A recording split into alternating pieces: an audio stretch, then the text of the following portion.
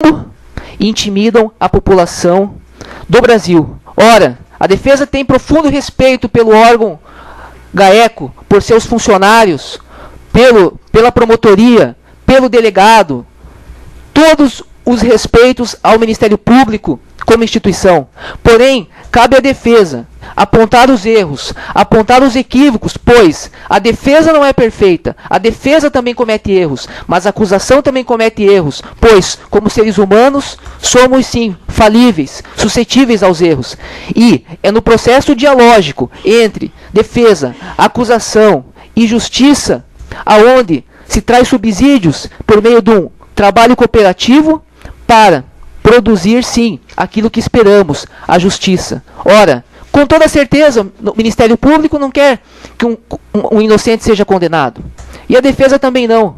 Também não se quer aqui, e em nenhum momento se pretendeu que as supostas vítimas pudessem ser escrachadas ou que devem ser lançadas na prisão e arder durante anos e anos no sistema penitenciário brasileiro. Em nenhum momento. Porém, a defesa não poderia admitir em momento algum que um policial civil sério, respeitável, que se dedicou ao seu trabalho diuturnamente, tivesse a sua honra destruída.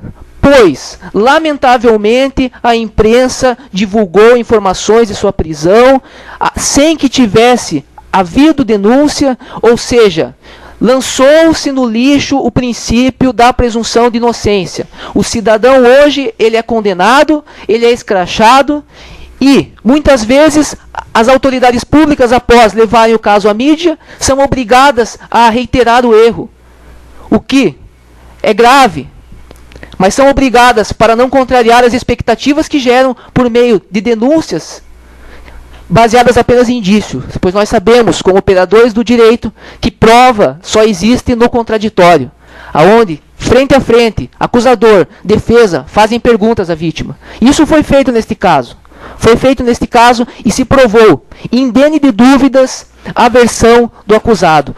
Todas as testemunhas foram coerentes. A própria Marilda, que teria todos os motivos para ir contra o senhor Macir José Machado, tendo em vista que este mostrou ao público a sua atividade criminosa, o que ela fez? Ela foi obrigada a reconhecer que o Macir José Machado jamais pediu dinheiro para ela. Jamais.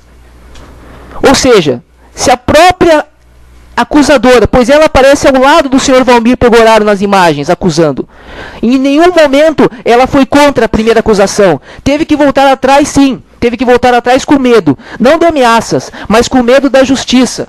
Pois ela viu que a defesa estava assim equipada por advogado que não é corrompível. Advogado que não tem uma única conduta contrária.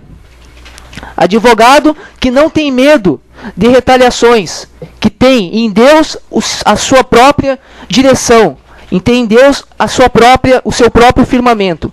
Portanto, excelência, a parte Macir José Machado, que está sendo vítima dessa circunstância, manifesta profundo pesar por estar respondendo a este processo preso, longe do convívio dos seus familiares. Porém,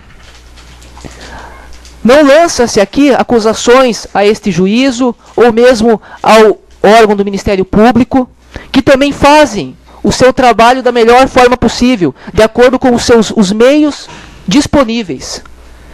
O que precisa se melhorar em nosso Estado é sim a estrutura, dar estrutura para que pessoas competentes, como promotores, delegados, possam exercer o seu trabalho de acordo com todas as possibilidades, de modo a evitar operações como a realizada, que culminou na prisão de 3 policiais inocentes.